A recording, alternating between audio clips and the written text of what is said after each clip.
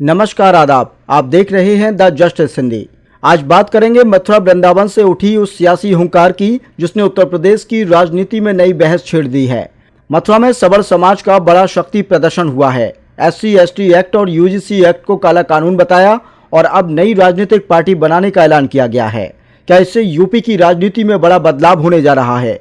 शहर के परिक्रमा मार्ग स्थित गोपाल खार श्री हरिदास धाम में शुक्रवार को राष्ट्रीय ब्राह्मण सेवा संघ के तत्वाधान में एक विशेष बैठक आयोजित की गई। बैठक में मुख्य अतिथि के रूप में पूर्व सिटी मजिस्ट्रेट अलंकार अग्निहोत्री शामिल हुए। स्थानीय लोगों ने उनका पटुका पहनाकर स्वागत किया। अपने संबोधन में अलंकार अग्निहोत्री ने 3 प्रमुख मुद्दों SC/ST एक्ट, UGC एक्ट और बांके बिहारी टेम्पल कॉरिडोर पर तीखा हमला बोला। उन्होंने SC/ST एक्ट और UGC एक्ट को काला कानून करार देते हुए कहा कि यदि UGC कानून वापस नहीं लिया गया तो आगामी चुनावों में कमल का फूल जनता की सबसे बड़ी भूल साबित होगा। बैठक के दौरान सबसे बड़ा ऐलान किया गया है। सबल समाज जल्द ही अपनी नई राजनीतिक पार्टी का गठन करेगा। अग्निहोत्री ने आरोप लगाया कि भाजपा नेता टिकट कटने के डर से जनता के मुद्दों पर चुप हैं। उन्होंने यह भी दावा किया कि जैसे भाजपा अयोध्या में हारी, वैसे ही आने वाले समय में काशी, मथुरा और वृंदावन में भी उसे हार का सामना करना पड़ सकता है। बांके बिहारी टेम्पल कॉरिडोर को लेकर भी कड़ा विरोध दर्ज किया गया। अग्निहोत्री ने साफ कहा कि इस कॉरिडोर का निर्माण नहीं होना चाहिए और इसे स्थानीय आस्था और परंपराओं के खिलाफ बताया। इस बैठक के जरिए सबल समाज ने सरकार को चेतावनी दी है कि अगर उनकी मांगों को नजरअंदाज किया गया तो वे राजनीतिक विकल्प खड़ा करेंगे। अब सवाल यह है कि क्या यूपी की राजनीति में एक नया समीकरण बनने जा रहा है?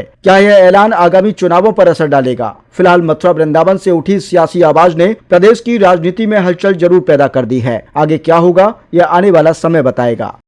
आज जो विजय एकादशी 13 फरवरी 2026 के दिन आज मैं यहाँ वृंदावन में आया हूँ। बांके बिहारी जी का जो है आशीर्वाद लेने के उपरांत आज यहाँ पे जो राष्ट्रीय ब्राह्मण सेवा संघ है वहाँ उनके जो कार्यक्रम है उसमें मैं उपस्थित हुआ हूँ।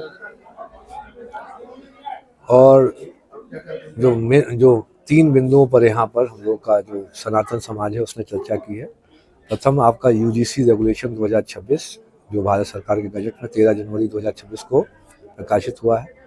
दूसरा जो SC/ST एक्ट जो देश का सबसे बड़ा काला कानून है, जो माननीय सुप्रीम कोर्ट में जो सुभाष काशीनाथ महाजन वर्सेस स्टेट ऑफ महाराष्ट्र 2018 का जो केस था उनको निष्प्रभावी करते हुए धारा 18A संसद द्वारा लागू की गई।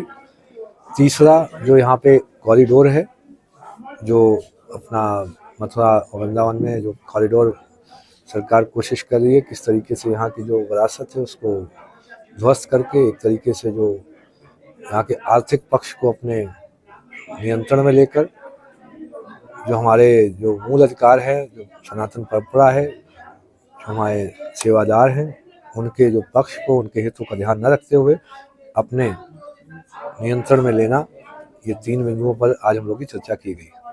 UGC को लेकर लगातार आपका विरोध जारी है, लगातार जगह जगह जाकर आप विरोध कर रहे हैं। आपने अपने पद का भी यहाँ पर जो है छोड़ दिया गया है। एक स्वर्ण पार्टी बनाने की बात की है आपने। पहले मैं ये बात कहूँगा कि जो देश में लोकतंत्र खत्म हो चुका है। जनतंत्र होता है जब जनता की भावना के बारे में बात करने वाले जनप्रतिनिधि आपके पास होते हैं, आपकी बात करते हैं।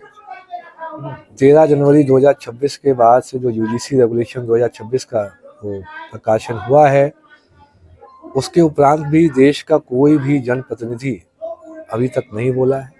देश में एक कॉर्पोरेट कंपनी की तरह एक सरकार चलाई जा रही है केंद्र सरकार के द्वारा। जब जनतंत्र नहीं है तो पूरे समाज, पूरे प्रकृति का ये डिमांड है, ये उम्मीद है, ये चाहत है कि अब एक सनातन, असली सनातन प्रेमियों की एक प्रतिनिधित्व वाली सरकार हो।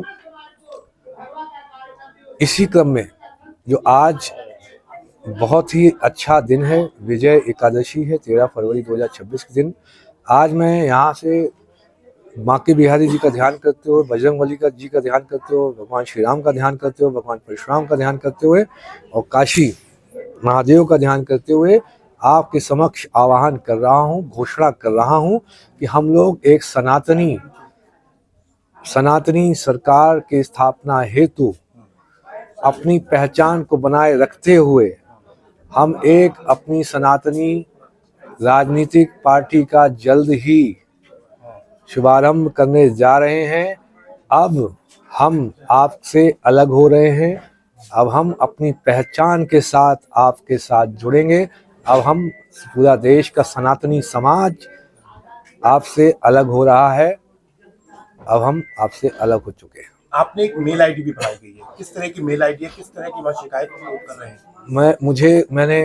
मुझे सुबह करीब 9 बजे 8 बजे के आसपास मुझे बिहार पटना से पूजा मिश्रा जी का कॉल आता है। उन्होंने बताया कि मेरे ऊपर SC/ST एक्ट की बार बार कोशिश की जाती है केस दर्ज करने की। मैं वहाँ पे क्लर्क हूँ और मुझे 2 बार सस्पेंड किया जा चुका है। उनकी एक ही डिमांड है, ऊपर के जो जितने लोग बैठे हुए हैं, कि मैं उनके साथ फिजिकल रिलेशनशिप में आ जाऊँ तो उन्हें सब कुछ जो उनका आरा वगैरह उसका जो है माफ़ कर दिया जाएगा। मैं उससे बहुत मुझे दुख हुआ, क्योंकि मुझे तो पता है कि 90% फर्जी है। तो मैंने कहा क्यों ना एक हेल्पलाइन का सिस्टम बनाया जाए। मैंने एक फेक SC/ST.complaints@gmail.com ईमेल आईडी बनाया गया। अभी तक कल से लेकर आज तक 40 से ज़्यादा कंप्लेंट्स आ चुकी हैं। मैं आपको अलग से अभी दिखा भी दूंगा। और मुझे फ़ोन दे दिया जाए। और 70 से अधिक कॉल आ चुकी हैं अलग अलग विभिन्न प्रांतों से, जो फर्जी SC/ST एक्ट की कंप्लेंट दर्ज की गई है। बाकी बिहारी कॉरिडोर को लेकर भी आप चर्चा कर रहे हैं। बाकी बिहारी कॉरिडोर और यूपी में लगातार 27 पर चुनाव भी है। देखिए, ये एक बहुत ही संवेदनशील विषय है। इसमें सरकार को जल्दबाजी नहीं करनी चाहिए। देश को संस्कृति बनाने में जो कॉरिडोर अभी जो आप सोच रहे हैं, यहाँ पे विरासत जो यहाँ सेवादार हैं, गोस्वामी समाज है, जो भी हमारा ब्राह्मण समाज है और सब समाज है, इसका एक योगदान रहा है। हजारों 2-3 हजार साल हमें तो पता भी नहीं है, वो तो हम लोग सब इतिहास में पढ़ते हैं, क्या गलत क्या सही क्या झूठ। लेकिन हजारों सालों से इन सनातन जो परंपरा को ये सेवादार गोस्वामी समाज, ब्राह्मण समाज और सवर्ण समाज यहाँ को स्थापित करते हुए चलाया है, जिसके कारण आज हम लोग यहाँ आते हैं। अब आपको यहाँ का चढ़ावा दिखता है, यहाँ का पैसा दिखता है, यहाँ कितने लोग लाखों करोड़ों लोग आते हैं, उनसे आप आय प्राप्त होने में आमदनी दिखती है। इसलिए सरकार से विशेष अनुरोध है कि इस तरीके से हस्तक्षेप करने का प्रयास ना करें। आपने राम मंदिर में जिस तरीके से पूरे देशव्यापी हस्तक्षेप किया, वहाँ पे भी आपने सिर्फ चढ़ावे पर ध्यान रखा और आप स्वयं जिसका श्रेय लेते थे, उस जगह आप अयोध्या की सीट हार गए।